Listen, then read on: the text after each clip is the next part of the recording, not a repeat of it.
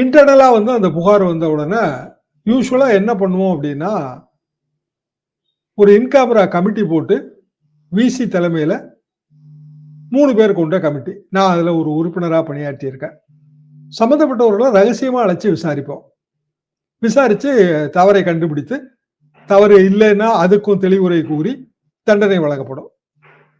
ஏன் இந்த ரகசியம் காக்கப்பட வேண்டும்னா, இந்த மாதிரியான புகார்கள்ல ஒரு உளவியல் பாதிப்பு வந்து இருக்கு.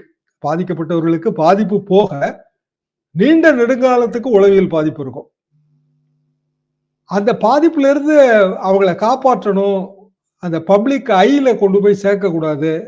இது போன்ற பல நோக்கங்கள் வந்து நான் சொல்றது 94 கதைங்க. அதுக்கு பிறகு நிர்பயா கேஸ் வந்த உடனேயே இது பற்றிய பல கைட்லைன்ஸ் வந்துருச்சு. உச்சநீதிமன்ற வழிகாட்டுதல்கள் இருக்கு. எப்படி வந்து இந்த மாதிரியான புகார்களை ஹேண்டில் பண்ணணும் என்பதற்கான பல நெறிமுறைகள், விதிமுறைகள்லாம் வந்துருச்சு.